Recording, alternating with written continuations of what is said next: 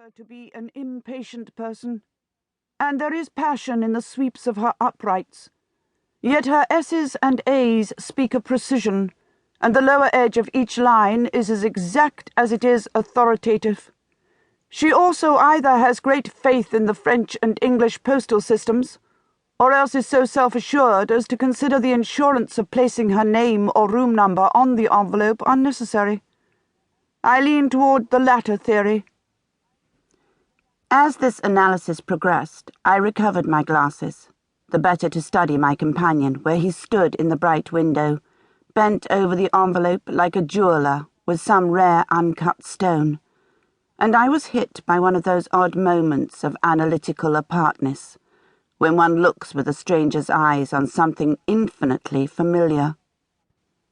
Physically, Sherlock Holmes had changed little since we had first met on these same Sussex downs a bit more than 8 years before. His hair was slightly thinner, certainly greyer, and his grey eyes had become even more deeply hooded, so that the resemblance to some far-seeing, sharp-beaked raptor was more marked than ever. No, his body had only exaggerated itself. The greatest changes were internal. The fierce passions that had driven him in his early years before I was even born, had subsided, and the agonies of frustration he had felt when without a challenge, frustration that had led him to needles filled with cocaine and morphia, were now in abeyance. Or so I had thought. I watched him as his long fingers caressed the much-travelled envelope, and his eyes drew significance from every smudge, every characteristic of paper and ink and stamp. And it occurred to me suddenly that Sherlock Holmes was bored. The thought was not a happy one. No person, certainly no woman, likes to think that her marriage has lessened the happiness of her partner. I thrust the troublesome idea from me, reached up to rub a twinge from my right shoulder, and spoke with a shade more irritation than was called for. "My dear Holmes, this verges on deductio ad absurdum.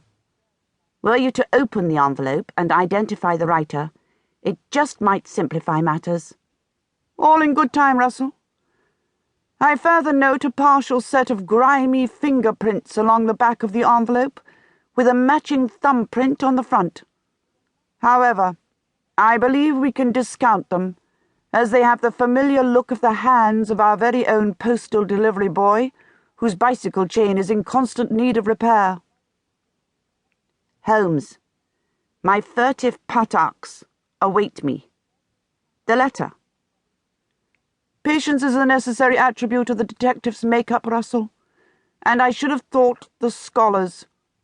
However, as you say." He turned away, and the sharp zip of a knife through cheap paper was followed by a dull thud as the knife was reintroduced into the frayed wood of the mantelpiece. There was a thin rustle. His voice sounded amused as he began to read. "Dear Miss Russell," it begins, dated 4 days ago. "Dear Miss Russell, I trust you will not be offended by my form of address. I am aware that you have married, but I cannot bring myself to assign a woman her husband's name unless I have been told that such is her desire. If you are offended, please forgive my unintentional faux pas. You will perhaps remember me, Dorothy Ruskin, from your visit to Palestine several years ago. I have remained in that land since then, assisting at 3 preliminary digs until such time as I can arrange funding for my own excavations. I have been called back home for an interview by my potential sponsors, as well as to see my mother, who seems to be on her deathbed.